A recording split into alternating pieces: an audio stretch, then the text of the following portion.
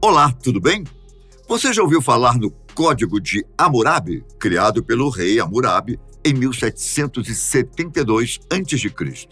Era um conjunto de leis desenvolvidas para unificar o reino babilônico, isto é, para criar uma certa disciplina entre os habitantes do primeiro império da Babilônia. Foi baseado na lei do talião, normalmente conhecida pela expressão olho por olho, dente por dente, em que a punição era proporcional ao crime cometido. Algo como bateu, irá apanhar, matou, será morto. Acontece que nos dias de hoje, 19 séculos depois da proclamação do Código de Hammurabi, ainda vemos e ficamos sabendo de pessoas que se vingaram de outras usando a lei do talião, mesmo sem saber disso. Veremos agora algumas histórias condizentes com essa lei tão antiga e antiquada, diga-se de passagem. Nascidos numa família de classe média americana, os gêmeos Ryan e Sebastian nunca foram próximos, apesar de terem compartilhado a mesma placenta, terem nascido na mesma hora e, claro, serem idênticos, pelo menos na aparência. Enquanto Sebastian era um garoto muito ativo e até bem travesso, Ryan era mais pacato, passivo e tímido. E isso era um atrativo para que Sebastian aprontasse com o irmão. Na adolescência, além de continuar irritando Ryan, Sebastian passou a mostrar seu lado mau. Como estudavam na mesma sala, Sebastian sempre procurava uma forma de atrapalhar o irmão.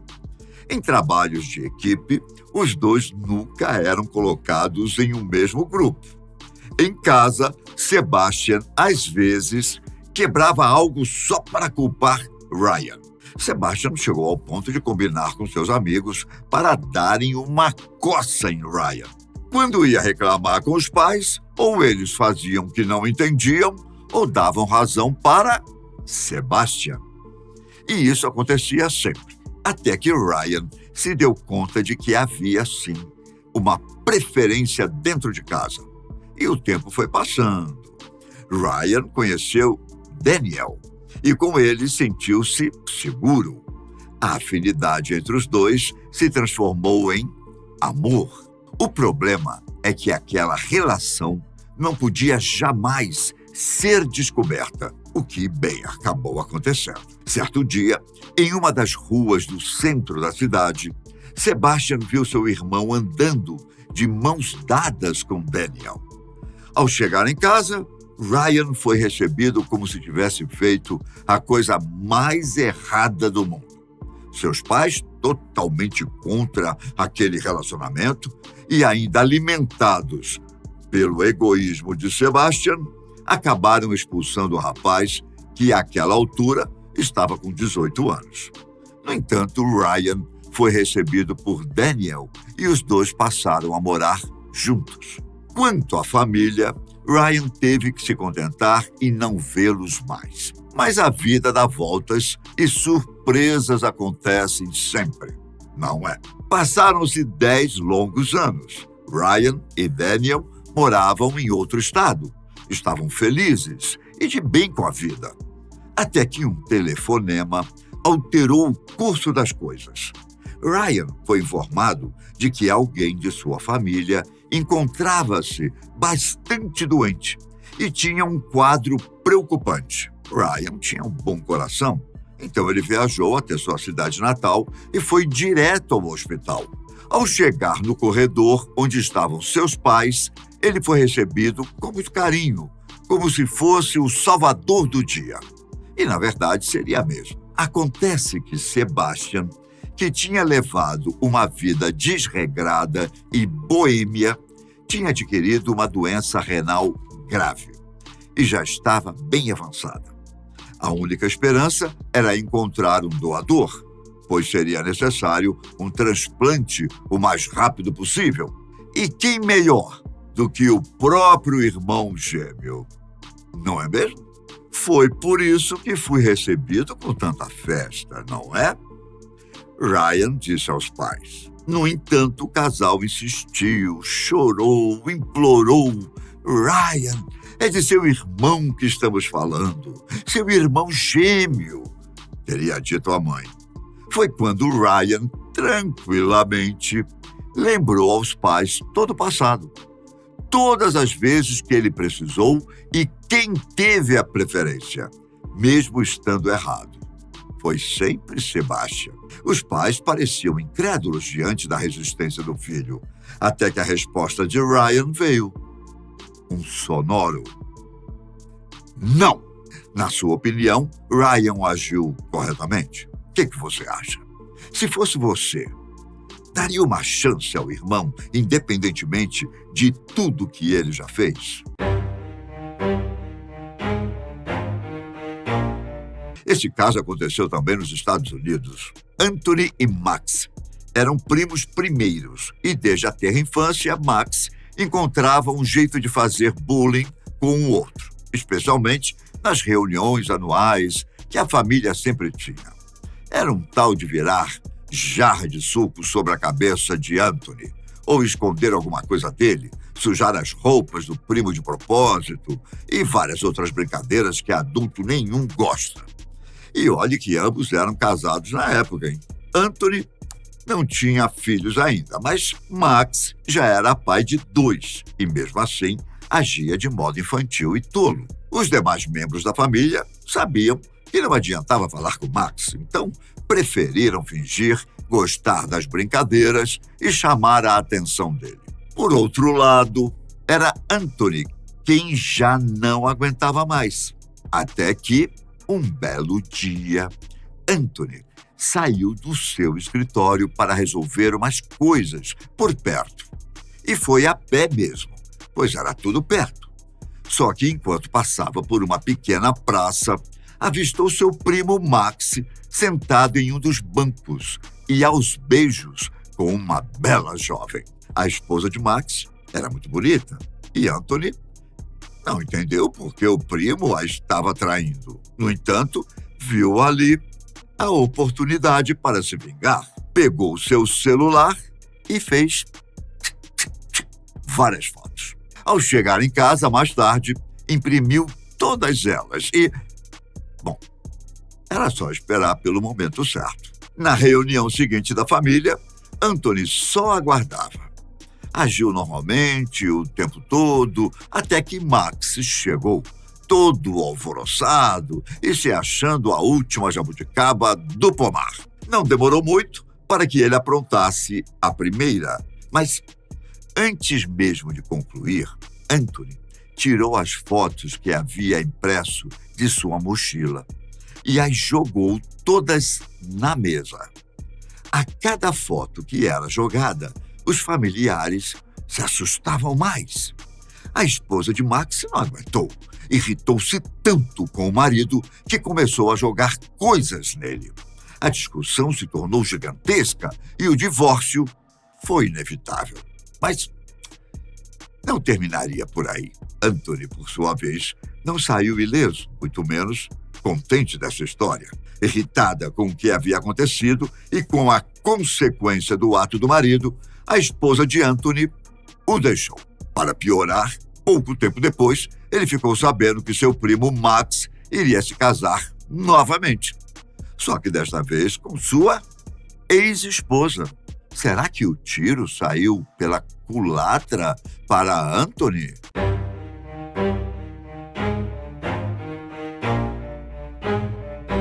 Esse caso é muito curioso e acontece em diversos lugares do mundo. Rato de geladeira é um apelido carinhoso que alguns dão a quem tem o terrível costume de consumir a comida ou a bebida que outra pessoa deixou na geladeira. Em ambientes de trabalho, isso também acontece. Mas em uma determinada empresa brasileira, esse tipo de costume virou caso de polícia. Bom, não havia mais que 30 funcionários naquela empresa. Um determinado dia, Clara foi à geladeira pegar seu sanduíche para esquentar no micro-ondas e não o encontrou. Perguntou aos colegas e ninguém soube dar informações. 3 dias depois, Leandro, que era da área de TI e trabalhava à noite, também sentiu falta de um refrigerante que havia deixado no turno anterior. E isso foi se repetindo por mais algumas vezes, também com outros 2 ou 3 funcionários, até que o próprio Leandro, depois de ter 2 maçãs subtraídas, bolou um plano: colocar laxante num pedaço de torta e deixá-la deliberadamente na geladeira. Claro, a torta foi subtraída, mas nada foi descoberto. Dias depois, Leandro fez outra tentativa. Desta vez, injetando leite azedo em 2 unidades de sonhos. Aqueles da padaria, conhece? Então, é uma delícia, por sinal. Bom, acontece que os doces, sonhos, foram também subtraídos.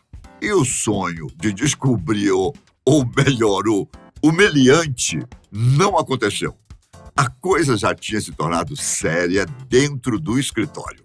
Afinal, não era uma empresa grande, com dezenas ou centenas de funcionários, e sim um lugar de pessoas próximas. Vendo que Leandro desistiu de tentar, outra pessoa, que foi identificada como Célia, teve uma outra ideia: chumbinho. Um famoso veneno usado para matar ratos, mas altamente intoxicante para animais de grande porte e humanos adultos. E sim, pode levar ao óbito dependendo da quantidade ingerida. Apesar de ter deixado um papel impresso com o símbolo de conteúdo venenoso, Célia não mediu a quantidade, dando uma certa exagerada ao colocar o veneno em um bolo de coco que ela mesma havia feito. E como você pode imaginar, o pior aconteceu. Célia acabou sendo presa, mas o pior foi que a senhora Inês, auxiliar de contabilidade da empresa, ela não morreu, mas passou 1 mês e meio em coma e ficou com graves sequelas, tanto físicas quanto mentais. A família de Inês disse no interrogatório que ela sofria de um transtorno impulsivo. Era cleptomaníaca e seus alvos eram pequenos objetos e também comida. É claro que não precisavam chegar a tanto para tentar impedir alguém de roubar comida da geladeira. E, por outro lado, será que Inês precisava aprender da pior forma que roubar é errado? Essa história é interessante, pois envolve algo que a parte boa e decente da sociedade vem lutando contra há tempos, que é a discriminação racial. O caso aconteceu numa cidade do Arizona, mas poderia ter sido aqui mesmo, perto de sua casa. Afinal, o preconceito tem muitos lares, não é mesmo? O pequeno Johnny, de apenas 6 anos, tinha acabado de ingressar no primeiro ano do ensino fundamental e logo percebeu que sua professora, a senhora Hagner, não gostava dele.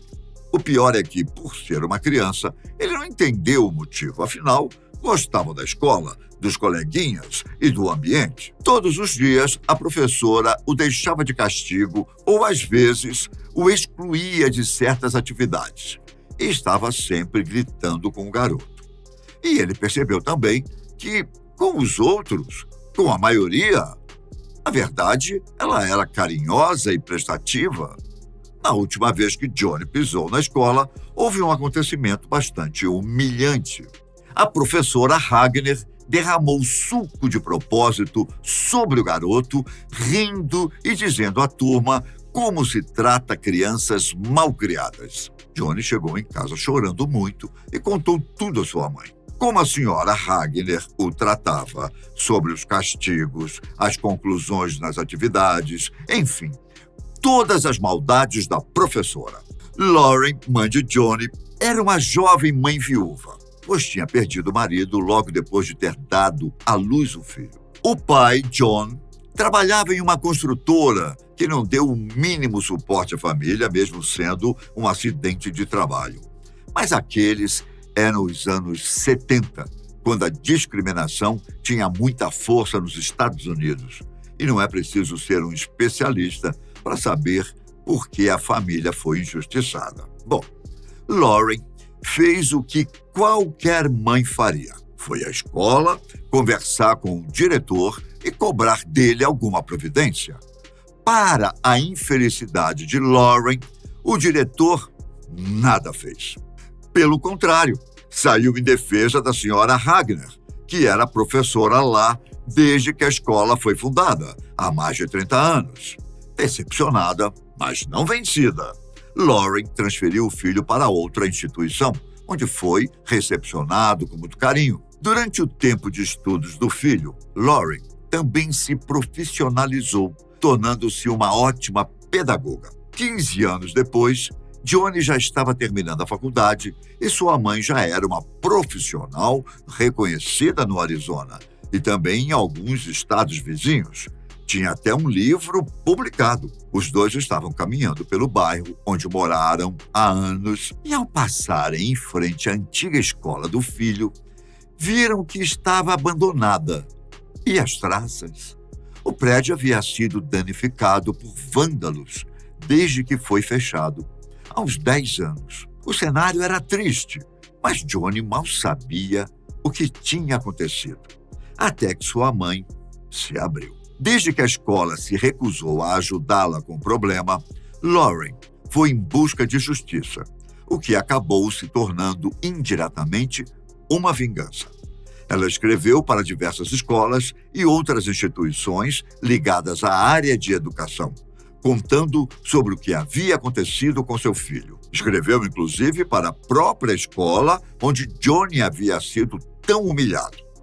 A consequência imediata foi a rejeição pública em relação àquela escola e, na sequência, a demissão da senhora Hagner. Jornais locais passaram a publicar algumas cartas de Lauren, que eram, na verdade, abertas à sociedade como um todo, e isso acabou mexendo com as emoções das pessoas. A senhora Hagner não conseguiu emprego em nenhuma outra escola, até onde se sabe. Sobre o paradeiro dela, Lauren nunca mais ouviu falar. A pressão pública acabou colaborando para o fechamento da escola.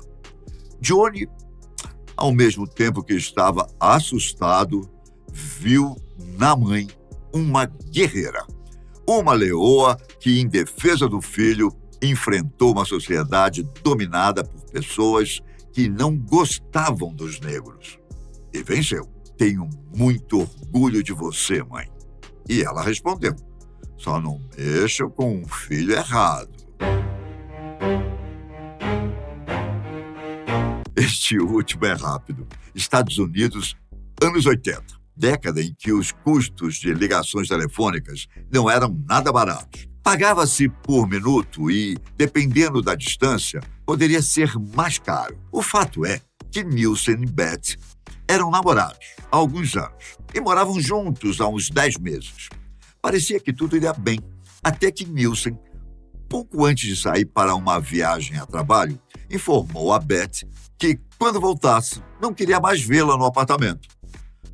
Ele estava terminando o relacionamento com ela assim, do nada.